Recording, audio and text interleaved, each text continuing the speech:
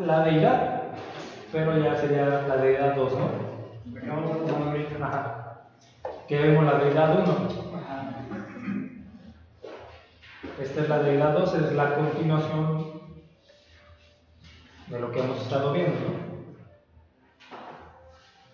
¿Qué fue lo último que vimos en la deidad? ¿Quién se acuerda?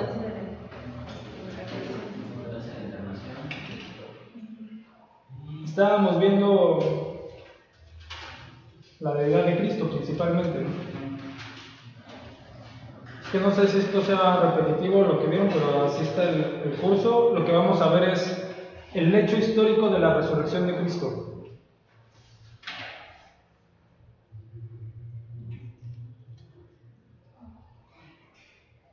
El hecho histórico de la resurrección de Cristo.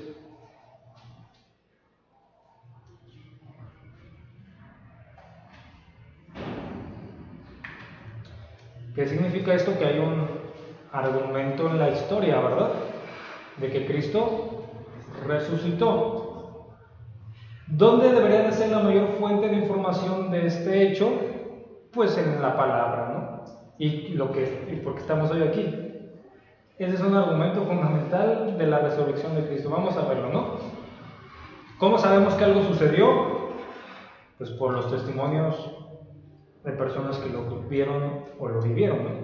¿Cómo sabemos que algo sucedió? Por los testimonios de personas que lo vieron y lo vivieron. Al igual, la resurrección de Cristo fue un hecho que realmente sucedió y fue testificado por testigos presenciales. ¿Ok?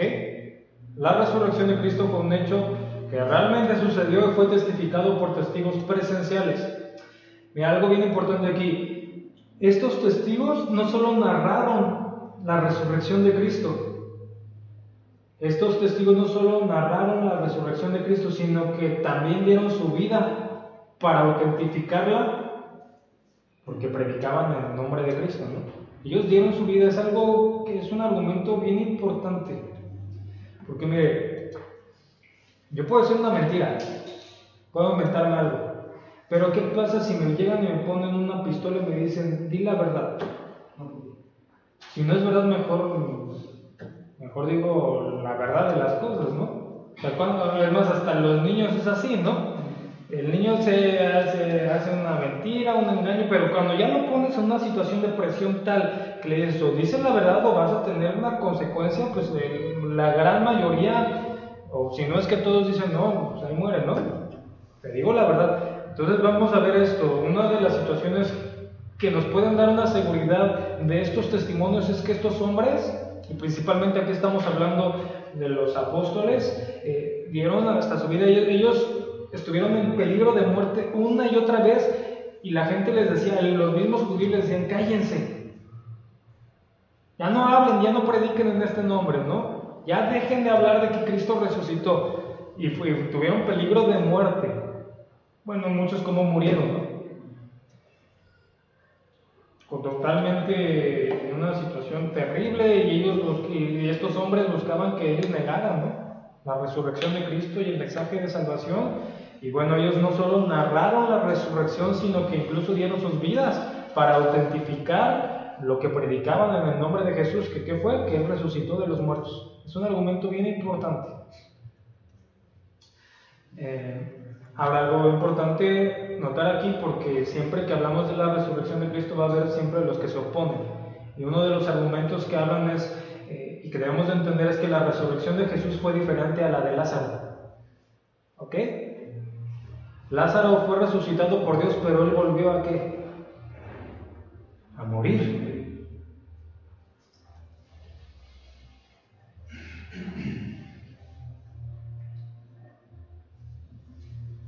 ¿Sí? La resurrección de Jesús fue diferente a la de Lázaro. Lázaro fue resucitado por Dios, pero él volvió a morir. Y la Biblia nos muestra que la resurrección de Cristo es el comienzo de una nueva vida. Una vida en la que el cuerpo es perfecto. No está sujeto a debilidad. No está sujeto a envejecimiento ni a la muerte. Sino que está capacitado para vivir eternamente.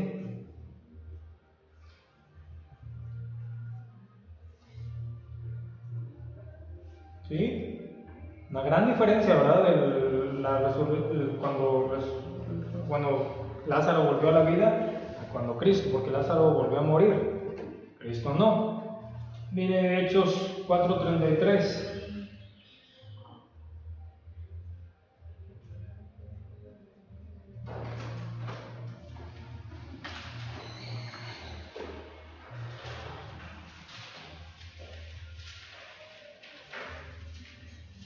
Hechos 4:33.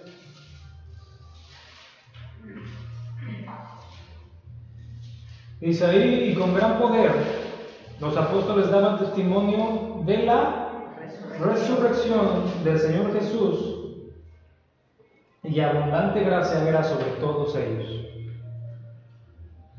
Y con gran poder los apóstoles daban testimonio de la resurrección del Señor Jesús, y abundante gracia era sobre todos ellos. ¿Ok? Vamos a lo siguiente entonces.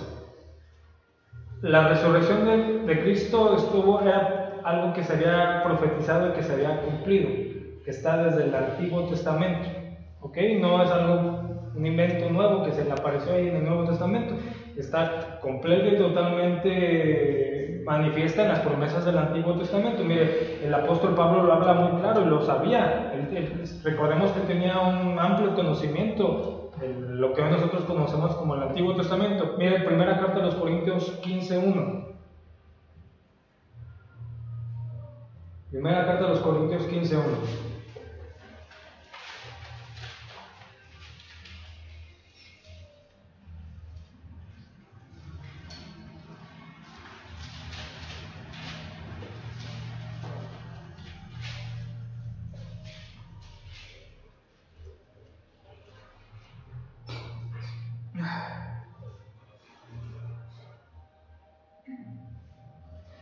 Primera carta a los Corintios 15:1. ¿Estamos ahí? Sí. Dice, además os declaro, hermanos, el evangelio que os he predicado, el cual también recibisteis, en el cual también perseveráis, por el cual asimismo, si retenéis la palabra que os he predicado, sois salvos, si no creísteis en vano. Dice, porque primeramente os he enseñado lo que asimismo recibí, que Cristo murió por nuestros pecados conforme a las Escrituras, y que fue sepultado, y que resucitó al tercer día, conforme a estas Escrituras. ¿A qué se está refiriendo? Al Antiguo Testamento, ¿no? Mire, Jesús también anuncia que Él resucitaría al tercer día, Mateo 16:21.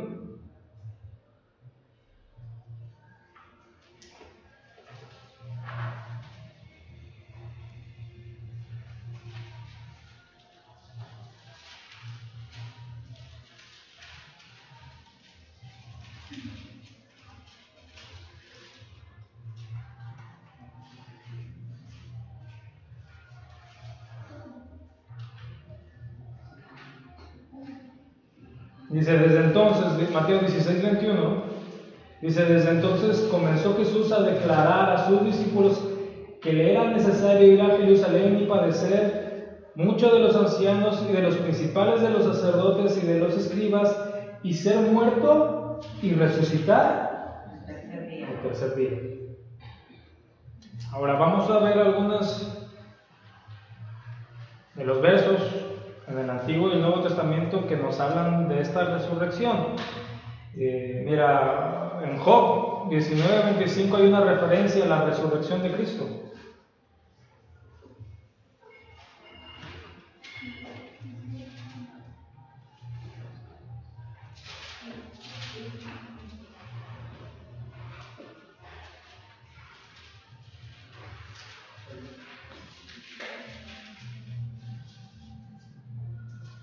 Job 19:25, ¿no les dije? Dice, yo sé que mi Redentor vive, y al fin se levantará sobre el polvo, y después de desechar a mi piel, mi carne, he de ver a Dios, al cual veré por mí mismo, y mis ojos lo verán, y no otro, aunque mi corazón desfallece dentro de mí. Yo sé que mi Redentor vive, y al fin se levantará sobre el polvo. Vamos a ir desglosándolo. También vemos a Abraham. Abraham, cuando iba a sacrificar a Isaac, entendemos que estaba haciendo alusión al sacrificio y resurrección de nuestro Señor Jesucristo. Esto usted lo puede ver en Génesis 22, del 1 al 13, nada más apúntelo, no vayan ahí. Vamos a ver esta misma idea en Hebreos. Génesis 22, del 1 al 13, ahí está el relato de Abraham con Isaac, que ya lo conocemos. Y esta era una alusión al sacrificio y resurrección de nuestro Señor Jesucristo. Vamos a verlo ya plenamente explicado en Hebreos 11, 17.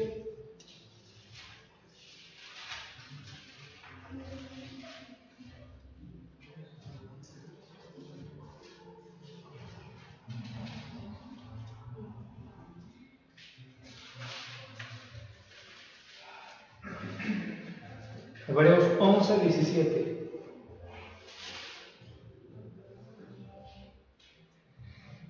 ¿Estamos ahí? Dice, por la fe Abraham, cuando fue probado, ofreció a Isaac.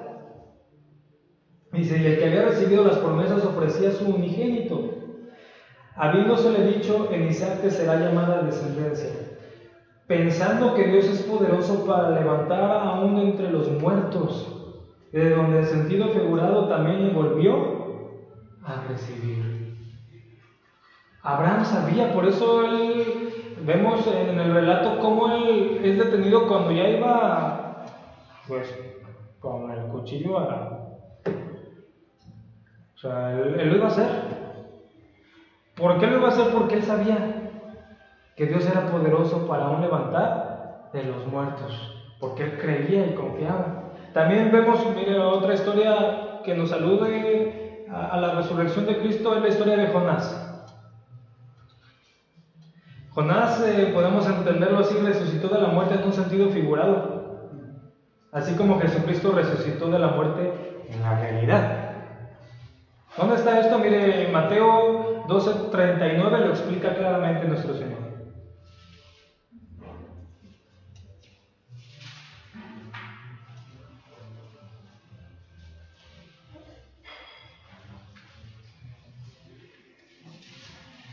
Mateo 12:39.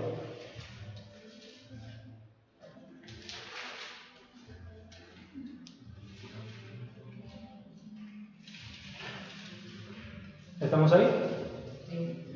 Dice, él respondió y les dijo, la generación mala y adúltera demanda señal, pero señal no les será dada sino la señal del profeta Jonás.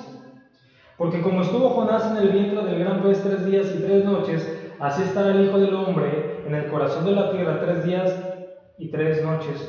Pero ¿qué? Resucitaría, ¿no? Pero vemos cómo en la historia que Jonás conocemos, ¿qué le pasó a Jonás? Pues estuvo ahí en el...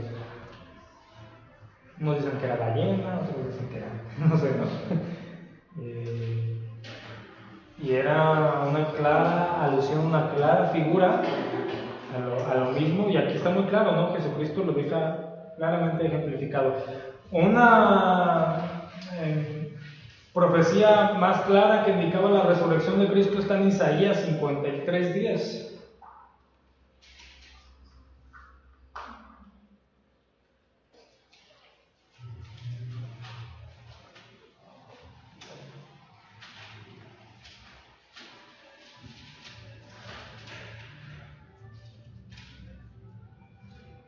Isaías 53:10.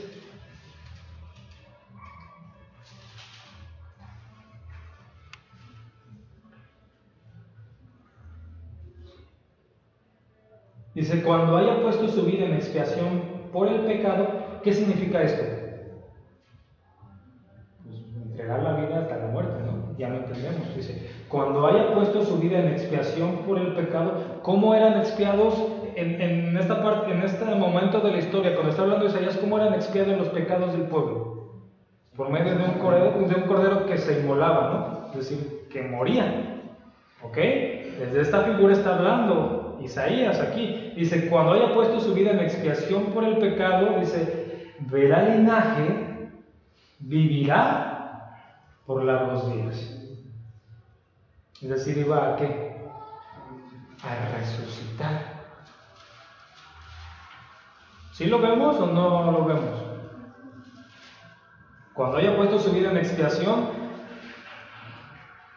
desde el entendimiento aquí era que fuera inmolado, que fuera muerto. Dice después de esto, dice, verá linaje, vivirá por largos días. También podemos verlo en el Salmo 16, cuando David habla en el nombre de Cristo.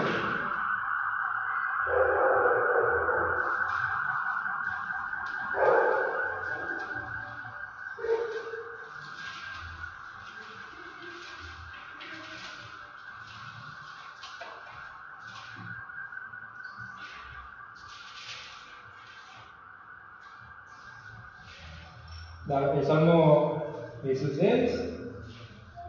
¿Qué dice ahí? No sé si que no conté el...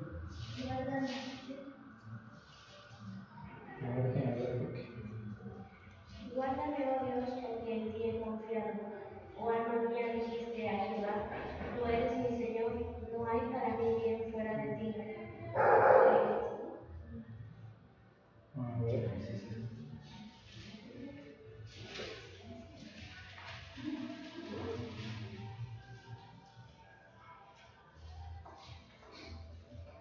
Es el 16:10.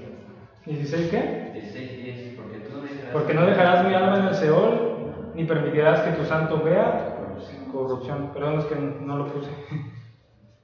Dice, no dejarás mi alma entre los muertos, ni permitirás que tu santo vea corrupción. Ahí hablando David en el nombre de Cristo. Vemos cómo hay muchos salmos que son cristocéntricos, que hablan de Cristo. Eso tal vez en su momento lo veamos, pero aquí es muy claro esto, ¿no? Mire, ya vamos al Nuevo Testamento. Estas palabras, pues los apóstoles lo interpretaron correctamente cuando le dieron la plena revelación en el sacrificio de nuestro Señor Jesucristo, que Él moriría y que Él resucitaría. Lucas 24:46.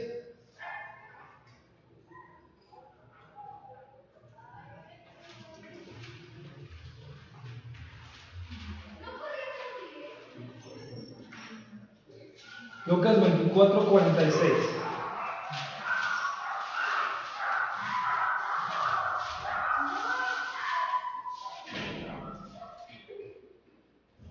Y les dijo, así está escrito, y así fue necesario que el Cristo padeciese y resucitase de los muertos al tercer día.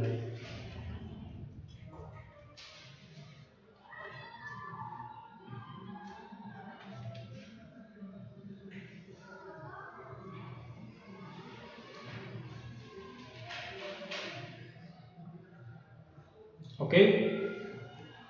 Algo también importante que vamos a ver aquí es, la Biblia nos enseña, nos muestra que el Padre y el Hijo participaron de la resurrección.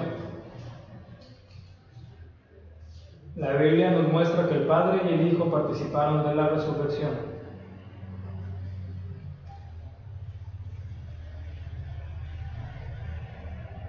El Padre levantó a Cristo de entre los muertos, ¿no?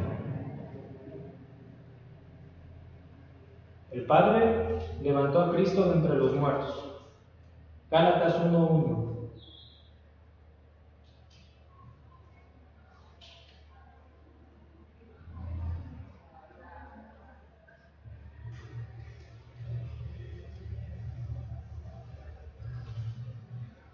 Gálatas 1:1 dice Pablo, apóstol, no de hombres ni por hombre, sino por Jesucristo y por Dios el Padre que lo resucitó de los muertos.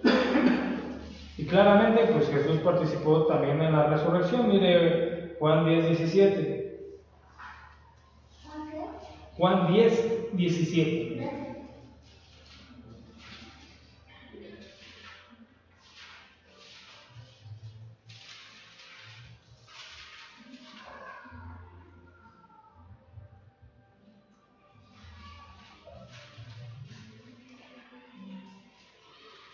Juan 10:17. Dice, por eso me ama el Padre, porque yo pongo mi vida para volverla a tomar. nadie me la quita, sino que yo de mí mismo la pongo, y tengo poder para ponerla, y tengo poder para volverla a tomar. Este mandamiento recibí de mi Padre.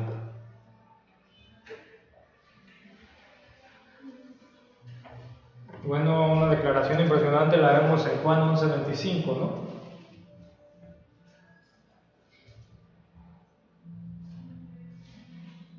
Juan 11:25.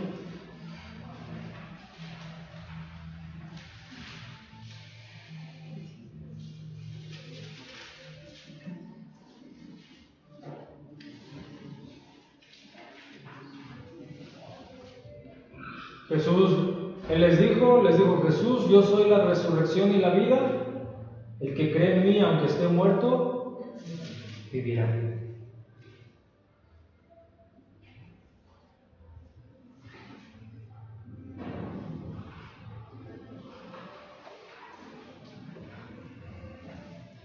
Vamos a ver un poco de pruebas y dentro de esto, pues algunos cuestionamientos comunes que se dan con respecto a la resurrección de Cristo. Vamos a poner así pruebas del hecho de la resurrección de Cristo.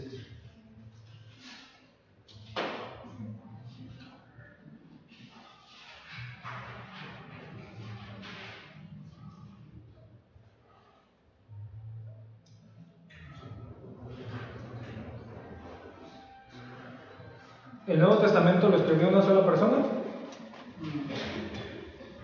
No, ¿verdad? Y vemos algo bien importante, todos los escritos ahí están centrados en la resurrección de Cristo. Hablan que es un Salvador vivo, que resucitó y que ahora está sentado a la diestra de Dios y que un día regresará con poder y gran gloria para reinar. Ese es el mensaje que encontramos en todo el Nuevo Testamento, que lo escribieron pues diferentes hombres de Dios.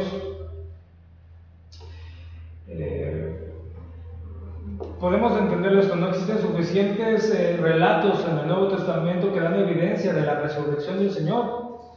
Claro, hay algunos que no quieren aceptar esto y que tratan de defender una hipótesis errónea, ¿no? Diciendo, por ejemplo, algunos dicen, los discípulos se robaron el cuerpo del Señor e inventaron que había resucitado.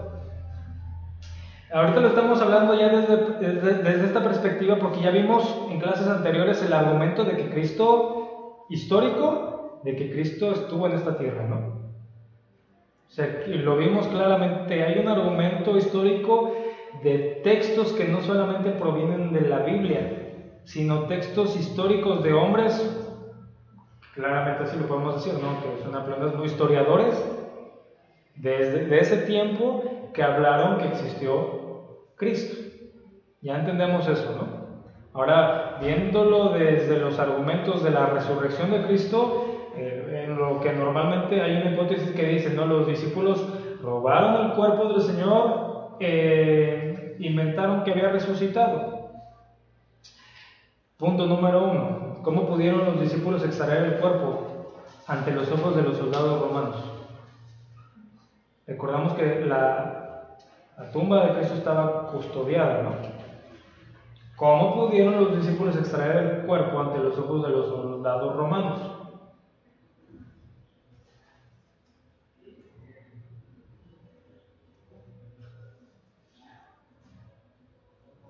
Punto número 2. Porque todos ellos estaban dispuestos a morir por un engaño o falsedad.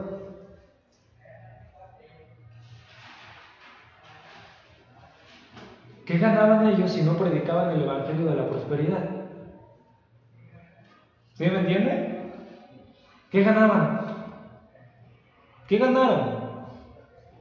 ¿Un lugar prominente? ¿Riquezas?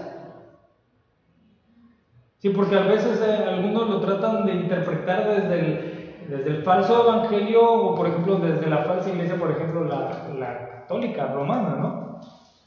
Y dicen, no, pues que todas las riquezas que ha tenido la iglesia, pero eso es por desviarse y desvirtuar el mensaje, porque si vemos claramente en estos hombres, en estos apóstoles, ellos ¿qué ganaron al sostener que Cristo había resucitado?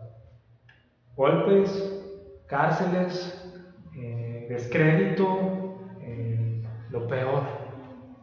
Si lo centramos en lo que claramente la Biblia nos muestra de los hechos de los apóstoles, de lo que ellos sufrieron, ¿no? Aquí hay un argumento, ¿por qué estaban dispuestos a morir por un engaño o falsedad?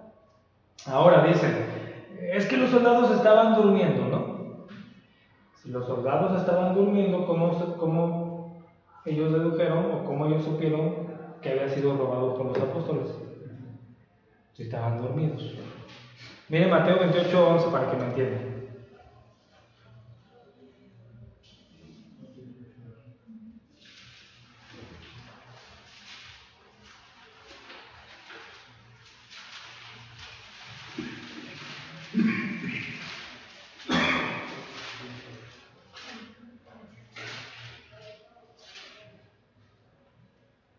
Aquí se aclara una de las primeras labores de quitar lo que había sucedido, ¿no? Mire, Mateo 28:11. Dice, mientras ellos iban, he aquí uno de los guardias fueron a la ciudad y dieron aviso a los principales sacerdotes de todas las cosas que habían acontecido. Es decir, que Cristo ya no estaba en la tumba, ¿no? Dice, reunidos con los ancianos y habido consejo, dieron mucho dinero a los soldados diciendo, decid vosotros, sus discípulos vinieron de noche y lo hurtaron y estando nosotros dormidos. Si estaban dormidos, ¿cómo supieron? Es ilógico, desde ese momento los argumentos que empezaban a dar, ¿no? Otro argumento que dicen, no, es que Cristo no murió en la cruz, sino que sufrió un desmayo y en tal estado fue colocado en la tumba, ¿no? Pero por la mañana, recobrando fuerzas, salió.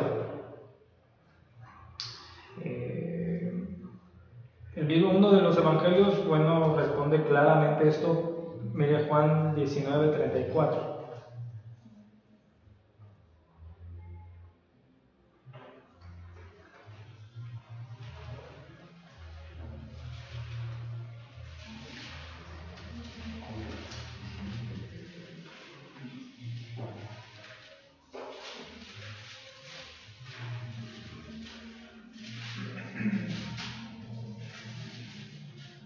Juan 19:34. Dice, pero uno de los soldados le abrió el costado con una lanza y al instante salió sangre y agua. Dice, y el que lo vio da testimonio y su testimonio es verdadero. Y él sabe que dice verdad para que vosotros también creáis.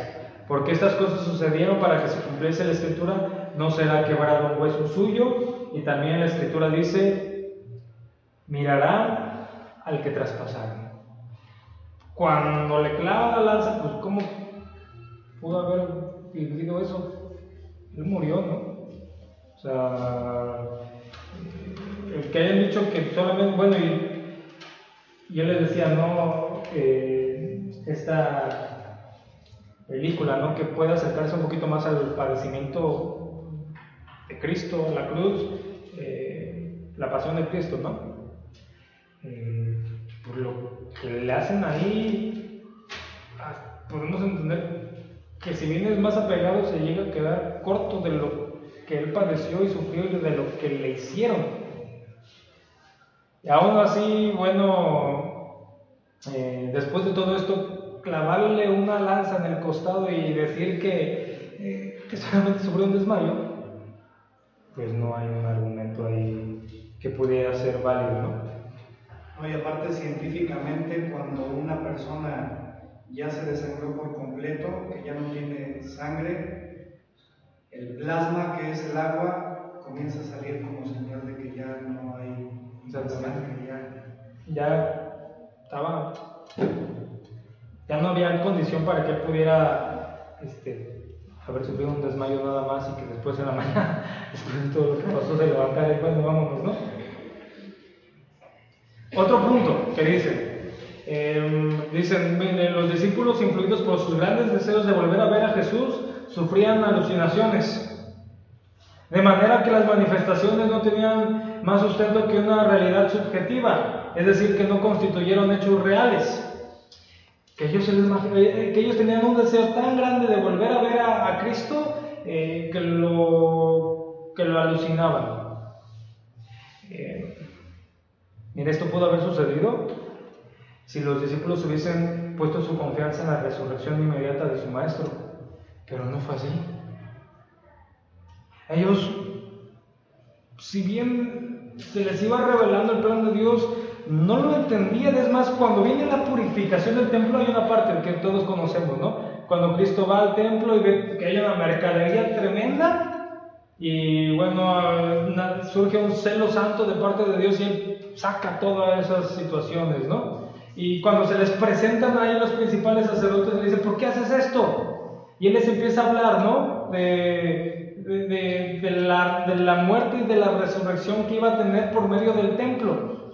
Y ellos apuntaban al templo cuando decían, este loco que dice, ¿no? Que va a destruir el templo y en 3 días lo va a restaurar. Es más, ni sus mismos apóstoles entendieron el mensaje de resurrección de Él. Ellos no tenían esa certeza. De hecho, es muy claro en Juan 20:19 cómo ellos actuaron después de la muerte de Cristo.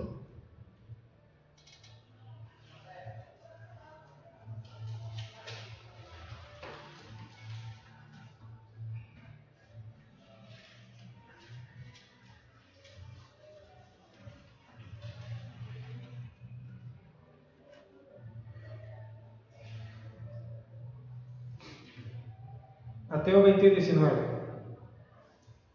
Mateo. Juan, perdón. Juan 20:19.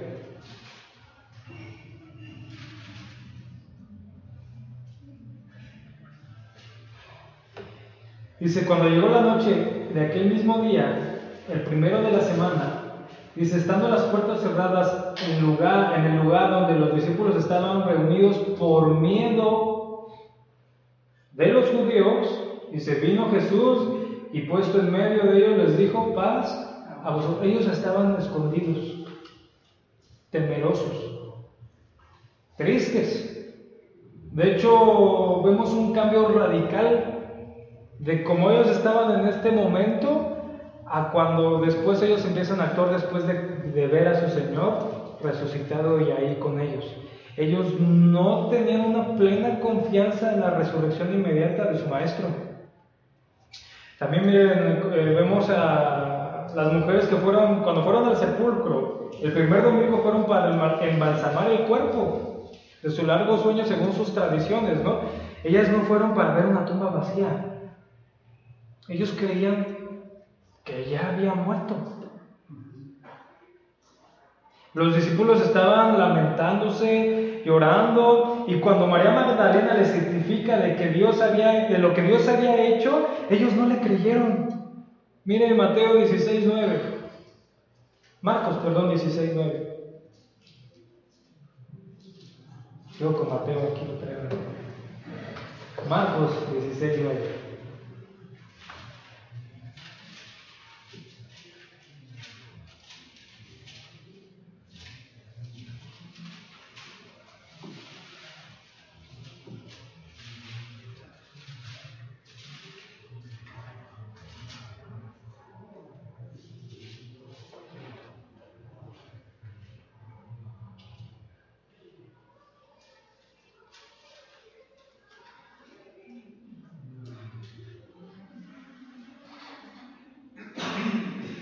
Marcos 16:9 dice, habiendo pues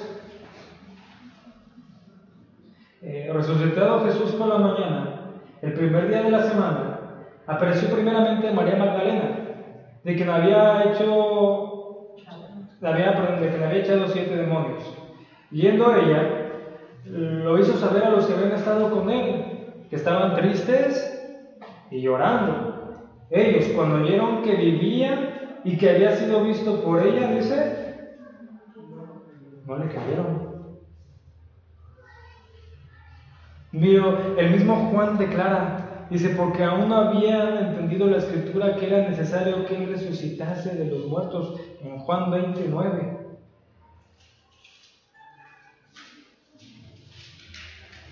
Nada más apúntenlo ahí.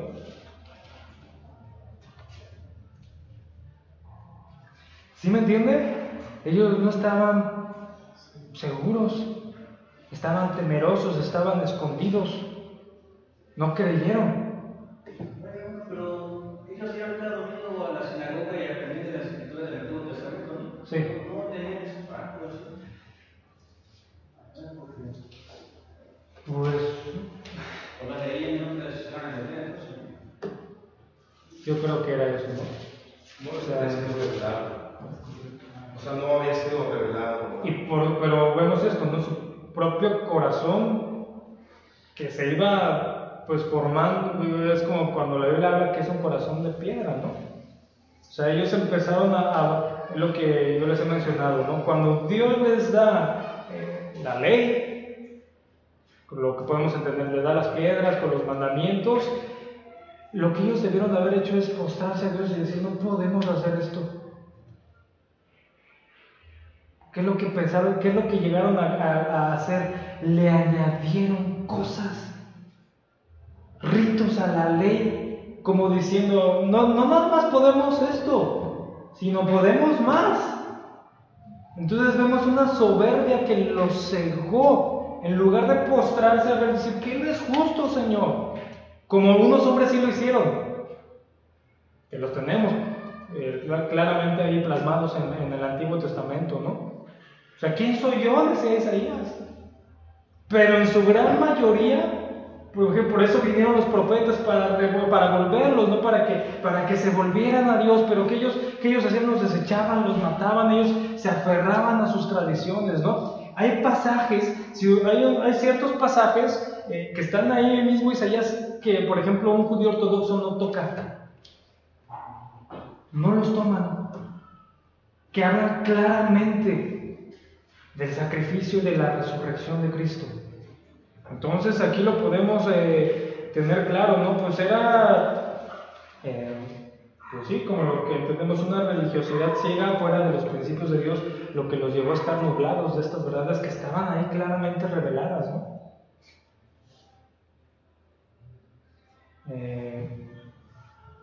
Mira, Juan 29 dice, porque aún no habían entendido la Escritura, que era necesario que Él resucitase de los muertos. Otro argumento.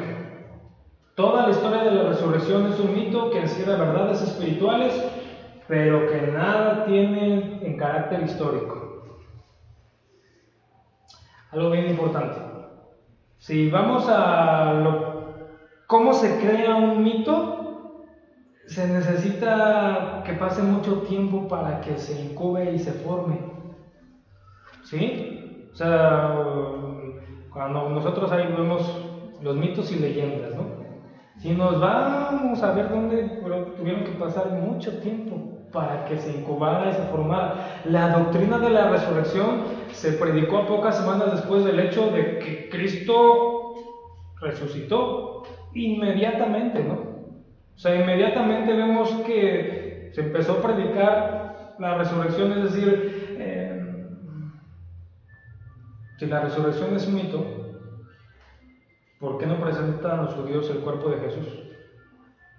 ¿Por qué no lo presentaron al pueblo? Para disipar dudas.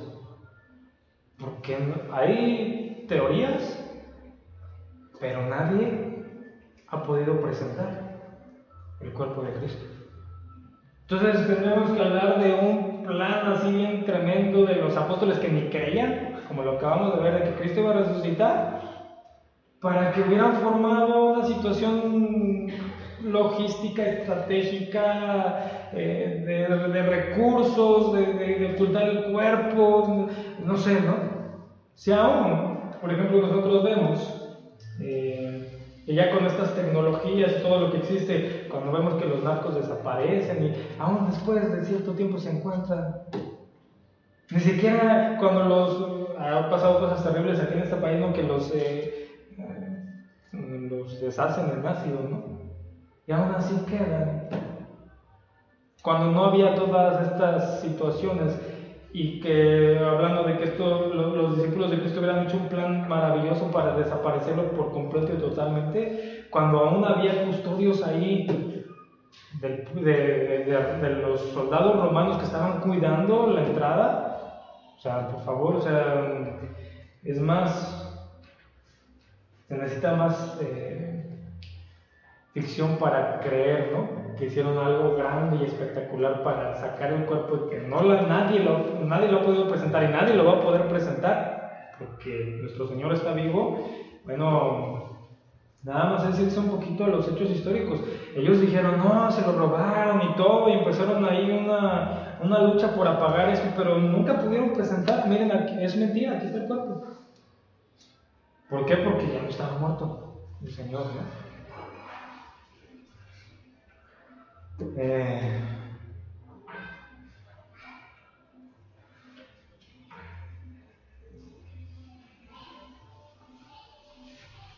El libro de los Hechos nos permite ver cómo Jesús se presentó no solo a sus 12 discípulos, sino que existieron más testigos de este hecho.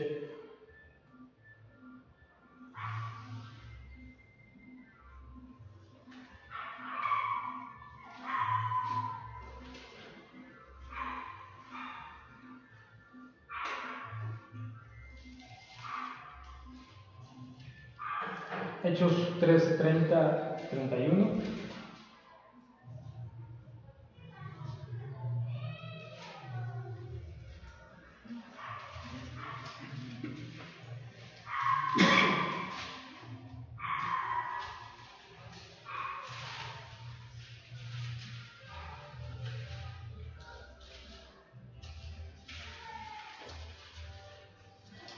Hechos 13, 30, 31.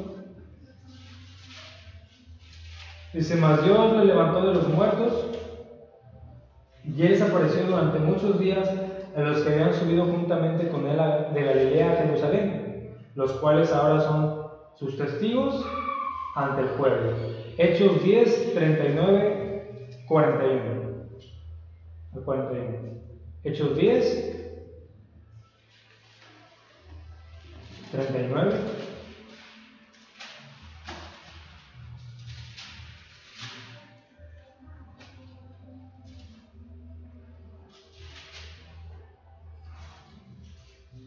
Hechos 10:39 dice, nosotros somos testigos de todas las cosas que Jesús hizo en la tierra de Judea y en Jerusalén, a quien mataron colgado en un madero. A este levantó Dios al tercer día e hizo que se manifestase no a todo el pueblo, sino a los testigos que Dios había ordenado de antemano. Dice, a nosotros que comimos y bebimos con él después que resucitó de los muertos. Pero mira, hay algo bien importante. Primera carta a los Corintios 15.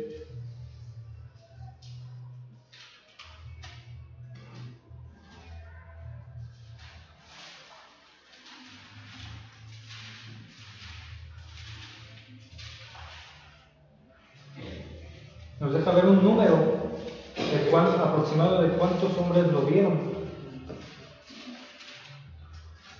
Primera carta a los Corintios 15, versículo 3. Dice, porque primeramente os he enseñado lo que asimismo recibí, que Cristo murió por nuestros pecados conforme a las Escrituras, y que fue sepultado, y que resucitó al tercer día conforme a las Escrituras, y que apareció a Cefas y después a los 12. Después apareció a más de 500 hermanos a la vez, de los cuales muchos viven aún y otros ya duermen. Después apareció a Jacobo, después a todos los apóstoles, y al último de todos, como a un abortivo, me apareció a mí. ¿Aproximadamente a cuántas personas se le apareció? Más de 500 que dieron testimonio en ese tiempo, por eso no lo pudieron callar. Fue tan abrumadora la evidencia de que Cristo resucitó que no se pudo callar, y por eso estamos hoy aquí. O sea, fue muy abrumador. Ellos trataron, aquí vemos claramente en uno de los evangelios que trataron de decir, no, ustedes digan que ellos se metieron y cuando estaban dormidos y se lo robaron. O sea, se trató de hacer esto, pero fue tan abrumadora la evidencia, fueron tantos hombres que lo vieron nuevamente, y principalmente aquí los apóstoles y el poder que Dios les dio, que energizó en ellos para levantar la iglesia en el nombre de Cristo y en la resurrección de Cristo, que bueno, no se pudo callar.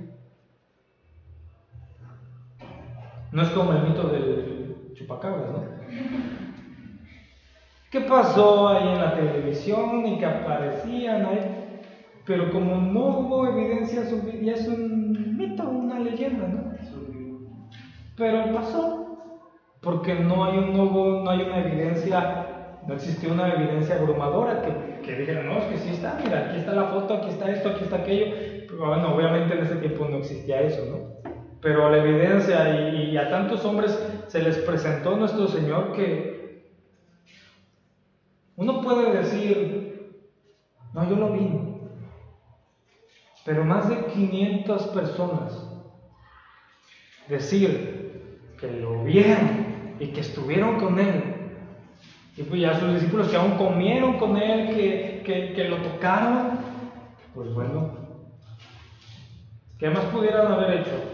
Pues nada, porque no pudieron lograr acallar este mensaje, ¿no? Otra prueba bien clara, la formación inmediata de la iglesia.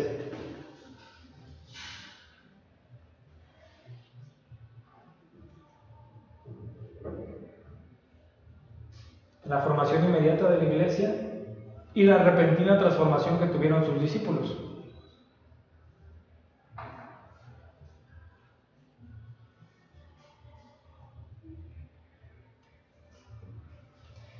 ¿Cómo estaban antes de que Cristo se les presentase? Llorando con miedo. Con miedo, ocultos, llorando. ¿Y qué pasó? Y después de que Él se les presenta, vemos un intrépido coraje proclamando la buena nueva, la buena noticia de la resurrección, y ya ni siquiera les importaba el peligro de muerte. Ya no les imagínense, ya viendo a su Señor, ¿qué les podía preocupar? O sea, cambió completa y totalmente su condición, ¿no? De estar temerosos, de estar ocultos y con miedo, salieron con todo el ímpetu, claro, no guiados por Dios y guiados por el acontecimiento que habían visto, que ya ni siquiera el peligro de muerte les importaba. Ahora, la formación inmediata de la iglesia, pues es alguna evidencia también firme, ¿no? O sea, como hubo tantos testigos y se estaba predicando la resurrección de Cristo, que no había quien pudiera callar eso y la gente creía.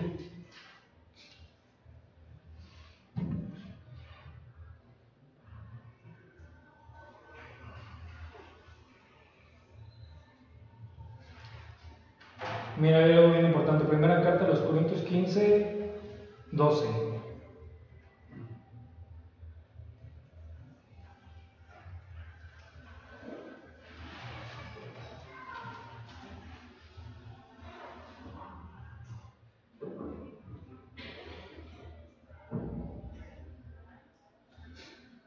Primera carta a los Corintios 15, 12. Pero si se predica de Cristo que resucitó de los muertos, como dicen algunos entre vosotros que no hay resurrección de los muertos, porque si no hay resurrección de los muertos, tampoco Cristo resucitó. Y si Cristo no resucitó, vana es entonces nuestra predicación, vana es también nuestra fe. Y si somos hallados falsos testigos de Dios, porque hemos testificado de Dios que Él resucitó a Cristo, al cual no resucitó, si en verdad los muertos no resucitan, dice, porque si los muertos no resucitan, tampoco Cristo resucitó. Y si Cristo no resucitó, vuestra fe es vana y aún estáis en vuestros pecados. Entonces también los que durmieron en Cristo perecieron. Si en esta vida solamente esperamos en Cristo, somos los más dignos de conmiseración de todos los hombres. Mas ahora Cristo ha resucitado de los muertos, primicias de los que durmieron es hecho. Dice, porque cuanto la muerte entró por un hombre, también por un hombre la resurrección de los muertos. ¿Qué es lo que está diciendo aquí? En palabras más claras, si Cristo no resucitó, ¿qué hacemos aquí? Una evidencia que también está hablando de la resurrección de Cristo es que ya no estamos en nuestros delitos y pecados. La evidencia es lo que Dios ha hecho en tu vida. Una obra perfecta que el hombre claramente no puede hacer.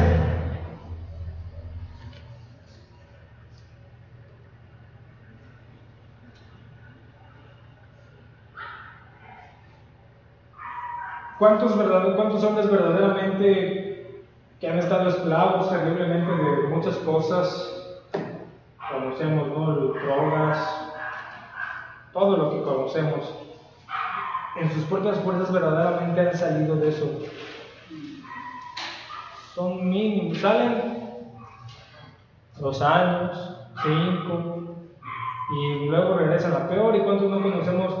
Aún los vemos, ¿no? Famosos que han muerto por todas las circunstancias. No hay verdaderamente una restauración en el hombre por sí mismo. Pero ¿cuántos testimonios no conocemos de hombres de Dios, de mujeres de Dios, que tienen la vida que Dios les ha dado, que no solamente han salido de eso, sino de cosas peores? Y que hoy tienen una verdadera libertad. Por lo menos conocemos 1, 2, 3, 10. Tú mismo eres un testimonio de eso, ¿no?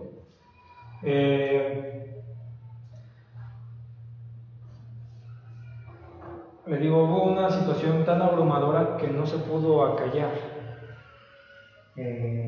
Si bien entendemos, bueno, cuando entra pues Roma y lo que conocemos hoy como la Iglesia Católica y todo esto, pues ya se torció ahí todo, y eso es donde normalmente argumentan los hombres de que Cristo no existe, pero el argumento va mucho más atrás. Desde cuando Cristo resucitó, cuando sus apóstoles lo vieron, cuando muchos hombres lo vieron, y cuando se forma la iglesia verdadera de Cristo, y que se formó, ¿por qué? Porque Cristo no estaba muerto, sino porque Él vivía. O sea, no esa iglesia es la que prevalece 2000 y tantos años después de su resurrección, ¿no? Vemos que hay un argumento sólido de que Cristo estuvo en esta tierra, un argumento sólido de que Cristo resucitó de los muertos, y nosotros no debe de haber ninguna duda en el corazón del cristiano de que esto es un hecho real y no es una situación como un cuento, ¿no? O sea, que hoy Cristo está vivo y que está a la diestra del Padre, que un día va a venir. Si no creemos eso, pues entonces, ¿qué hacemos aquí? Hay un argumento histórico, principalmente plasmado en la Biblia, y hay algo, mire, yo veía una película,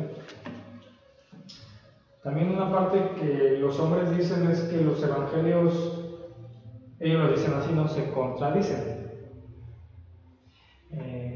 Y me impresionó la forma como lo explican, que es una teoría de refutar esta idea de que los evangelios se contradicen. Si vemos en los evangelios también encontramos testimonios de estos hombres de la vida, de la muerte y de la resurrección de Cristo. Y decían algo que se utiliza en la criminología. Antes, hace unos 50, 80 años, no existían todas estas tecnologías de ADN, por ejemplo, para reconocer un delito, ¿no? Una muerte. No existían todos estos procesos. Lo que normalmente se hacía eran los testigos oculares, los testigos presenciales, los que vieron salir a alguien y se les llama. Pero también vemos que hay veces que ha existido cuando ponen a un hombre y dicen vamos a acusarlo injustamente de que mató a alguien y vamos a decir todos que hizo esto y esto y esto y esto. Esta base de la criminología lo que hace es decir, ok, sentamos a cada hombre, pero si cada hombre que sentamos y de 10 que sentamos nos dicen literal y textualmente que vieron exactamente lo mismo, no es algo que pueda proceder como una evidencia verdadera, porque cada uno lo vio desde su perspectiva. Si yo pongo ahorita algo, un hecho que hagamos, no sé, ¿no? Que alguien entra y camina y agarra las cosas y se mueve y se va. Y si yo los llamo a ustedes a dar testimonio de eso, cada uno al final va a ser el mismo hecho, pero cada uno me va a dar una versión con diferentes detalles. Y eso mismo le da validez a los testimonios que tenemos en los evangelios, porque fueron de diferentes hombres y vieron desde una perspectiva diferente los sucesos y la muerte, los sucesos y la resurrección de nuestro Señor. Eso mismo, al que no estén perfectamente bien coordinados, o sea, que todos digan exactamente lo mismo, le da una validez ante un estudio, pues por ejemplo, especializado, que no se basa nada más en lo que yo digo, tú dices, ¿no? En un proceso que se lleva hasta legalmente, en una criminología para determinar si un hombre mató o no a una mujer, ¿no? Entonces, lejos de decir, no, es que no dicen, pues es obvio que no dicen textualmente lo mismo, aunque sí van al mismo punto, ¿no? Es la misma idea. ¿Por qué? Porque fueron diferentes testigos en diferentes puntos, en diferentes momentos, con diferentes personalidades, que cada uno, pero si nos damos cuenta, los evangelios no se contradicen, se complementan uno a otro, ¿no? Entonces, pues nada más es como, claro, a esto hay que dedicarle tiempo, pero pues es como profundizar como les decía, ¿no? Principalmente en los textos bíblicos, pero que aún existen evidencias históricas relatadas de todos estos sucesos que hoy son nuestra verdad y la verdad que nos ha salvado, ¿no? Es como en un asalto, ¿no? En un asalto, los testigos, cada quien podrá decir, no, pues traía un arma con calibre 45. No, era una escopeta. No, era una K-47. Otro traía una bazooka, ¿no? ¿Cuántos eran? No, pues yo vi a uno. No, fueron 3. Fue un comando. Pero eso qué importa. El hecho es que se llevó a cabo un asalto. ¿Cuánto viste que se llevaron? No, pues se llevaron 10,000 pesos. No, pues se llevaron $500,000. ¿Eso qué importa? Aquí lo que se está analizando es el hecho de que se cometió un ilícito, se cometió un asalto. Y efectivamente así es. Podrá haber muchas versiones, pero todas apuntan a un mismo hecho. Es lo mismo en la resurrección de Cristo. Uno podrá haber visto una cosa, otra cosa, pero todo apunta a que Jesucristo realmente resucitó. Eso es lo importante, aunque otros buscan desacreditar el hecho histórico de la resurrección de Cristo por medio de que es que fueron diferentes versiones. Todos apuntan a ese mismo hecho, y sobre todo, como decíamos hace un ratito, ¿no? ¿Por qué morir por una mentira? Si yo ya vi a Cristo resucitado, eso a mí me convence más de que pues ya no tengo nada que perder si muero, si Él resucitó, y Él dijo que yo iba a resucitar con Él. A mí qué me importa, yo estoy seguro que voy a... Estoy dispuesto, ¿no? Porque hoy lo veo. Y eso es lo que nos fundamenta, ¿no? A nosotros. Que no vemos, pero creemos. Es como lo que dices, por ejemplo, si ponemos así, tengo 10 personas, testigos oculares, y dicen, no traía una pistola, una escopeta, entonces yo puedo llegar a la conclusión de que realmente no sé qué arma traía, pero que 10 personas vieron que traía un arma, pues es evidente, ¿no? O sea, eso es lo que nosotros... Y me gustó mucho cómo lo especifica, ¿no? Porque dice, es que es verdad, no podríamos, si es un hecho real, y está plasmado en los evangelios, no podríamos pensar que todos escribieran y pusieran, plasmaran, y se les quedara exactamente lo mismo. De hecho, creo que sí sería ahí de dudar. Oye, pues todos dicen exacta y textual y completamente lo mismo cuando son personas diferentes lo que lo escribieron. Pues no es lógico. Como cuando se hace un complot. Exactamente. Caray, resulta que todos dicen lo mismo. No, está de dudarse. Claro, esto es desde un argumento terrenal, ¿no? Pero que aún afirma el hecho de lo que estamos aquí tomando, ¿no? Porque también a veces es bueno valerse de estos argumentos, ¿no? Es que mira, si tú lo llevas en un estudio criminológico, hablando de un hecho que sucedió, pues no pasa lo que tú me estás diciendo. ¿Cómo quieres que todos digan lo mismo? Si se sentaron y se pusieron de acuerdo, sí iban a decir lo mismo. Pero aquí no se sentaron los apóstoles y se pusieron de acuerdo, sino narraron lo que vieron y vivieron, que es completamente diferente. Ahí lo vemos, nos da más veracidad esto. No se sentaron a ver, ¿qué vamos a poner? No, cada uno narró y plasmó lo que vio y vivió con nuestro Señor. Y hay muchas armas que tenemos, ¿no? Pero la principal es tener una convicción. Una convicción de que Cristo no está muerto, ¿no? Y que por Él tenemos vida. Y que un día va a venir por su iglesia. Y que Él ya venció a la muerte.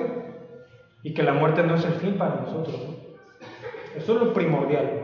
Lo demás nos va a afirmar en eso. ¿Sí lo entendemos? Pero lo que tratamos de tomar esto es porque van a llegar con ustedes y les van a decir, ¿no? Y que tengas bajo tu convicción, pero que tengas ciertas herramientas. Que no, porque ellos de repente te sacan cosas que uno dice, bueno, no las sacó este cuate, ¿no?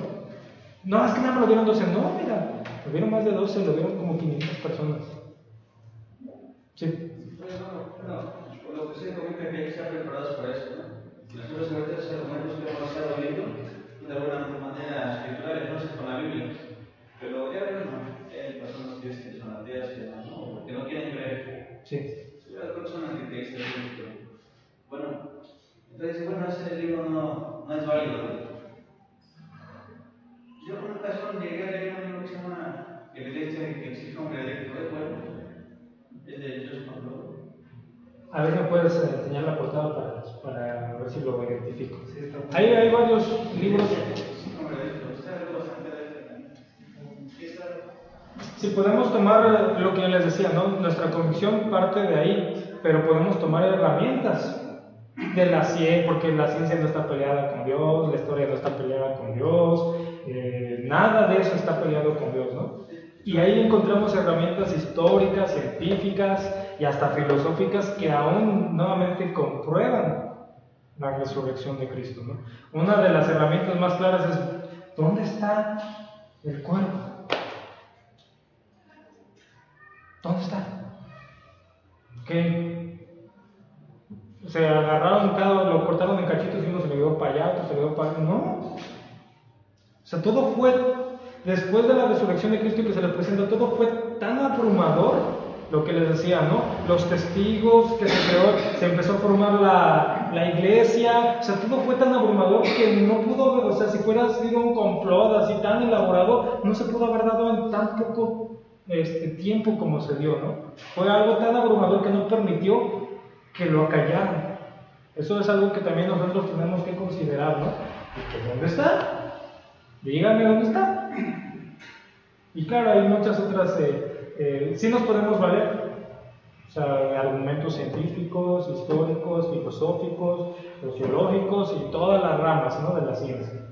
Pero siempre centrado en nuestra convicción de la revelación que Dios da de sí mismo, ¿no? Y de los hechos mismos. Porque si también me puedo empezar a desviar y ya podemos caer en otras situaciones, ¿no? No, bueno, los científicos dicen que se gasificó el cuerpo. No se hizo caso, o sea. Bueno, sí. Igual es como una premisa, ¿no? Que Lázaro murió, resucitó y volvió a morir. Eso, o sea, Cristo es evidente que resucitó y tiene poder para resucitar. Eso es evidente. Sí, eso es soberanía de Dios. Pero Lázaro sí, ahí no hay una evidencia y hay algo muy interesante. Solamente es comentario, ¿no? Sí. Porque Hebreos dice que no está establecido que el hombre muera una sola vez. Así es. Sí. Pero lo dejo, le platicamos. Ok, sí.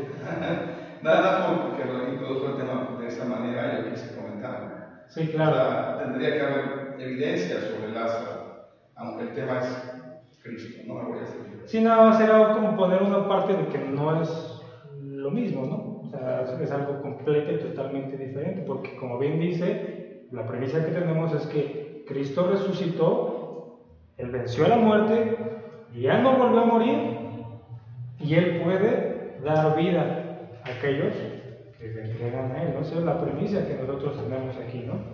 Y la evidencia, hay evidencia histórica, hay evidencia escritural, porque ahí también no sé si, no, creo que no lo han visto. Vamos a ver lo que es la evidencia histórica y todos los argumentos que nosotros tenemos para poner este libro como que no fue algo inventado, ¿no? O sea, por ejemplo, tú vas con un mormón. Fácil. Estos hombres dicen que a un hombre será se me olvidó su fundador. Smith, ¿no? Joseph Smith. Que a este hombre vino un ángel y le dio unas tablas de oro y está bajo su revelación, todo lo que tienen se lo entregó en esas tablas de oro. Y uno le pregunta a un mormón, ¿y dónde están las tablas? No están. No están, te las llevaron y no sé qué. Nosotros, pues mire, del Antiguo y Nuevo Testamento tenemos más de 6,000 escritos, pergaminos, que solidifican el texto que nosotros tenemos. O sea, no fue que alguien llegó y nos dio unas tablas y nos dio, y de repente ya apareció. No, tenemos más de 6,000 escritos, pergaminos que están ahí, que uno puede, digo, algunos no, pero que uno puede tener. Yo tengo algunas copias de pergaminos ahí en mi computadora. O sea, esa es la otra parte, ¿no? O sea, tú no me puedes invalidar este texto, porque tiene más sustento que algunas obras. Por ejemplo, la Ilíada y la Odisea tienen menos sustento que la misma palabra. ¿Y quién dice que la Ilíada y la Odisea no fue escrita por tal hombre? O sea, ¿quién dice que, quién sabe dónde salió? Le dan un sustento, ¿no? Y es algo que se toma culturalmente, ¿no? Y tiene un trasfondo. Entonces, por favor, o sea, el punto es que ellos van a utilizar nuestra ignorancia. De hecho, el simple hecho de que exista Israel es evidencia de que Dios existe. Hay muchísimos. También otros libros, hay varios libros, La firma de Dios, hay muchísimos libros que nos pueden ayudar en cuanto a argumentos históricos, filosóficos y de otro tipo, ¿no?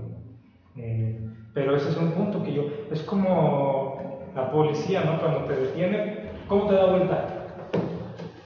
Porque eres ignorante de la ley, de los reglamentos, y te dan vuelta. Pero ¿qué pasa si un día llegas y te dices, no, a ver, esto y esto y esto es así, con orden, con respeto? Pues los desarmas. Muchos de los hombres que van a venir a argumentar no saben menos que tú.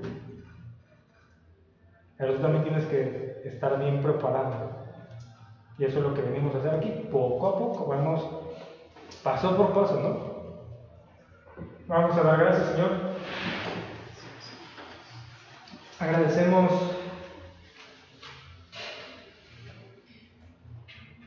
este tiempo que tú nos permites, Señor. Te damos gracias. Nos ponemos en tus manos, Señor. Haz tu voluntad en nuestra vida, Señor, y reconocemos quién eres tú y quiénes somos nosotros. Somos nada delante de ti, Señor. Tú eres el Dios de la sabiduría, de la verdad, de la justicia, Señor. Y nosotros clamamos a ti, Señor, reconociendo que somos seres finitos, limitados, incapaces, Señor, pero que queremos darte la gloria, Señor, rendirnos a ti. Queremos ser estandartes de tu verdad, para darte la gloria, Señor, para proclamarte, Señor, porque entendemos la necesidad que tiene el mundo de ti, una necesidad que ni ellos mismos ven, pero que ahí está. Y aquí estamos, Señor, nos presentamos como instrumentos tuyos y queremos ser instrumentos de honra para ti. Te damos gracias, Señor, te pido por mis hermanos, Señor, guárdalos, bendícelos, dales fuerza, créanos en tu verdad, Señor. Te agradecemos este tiempo en el nombre de nuestro Señor Jesús. Amén.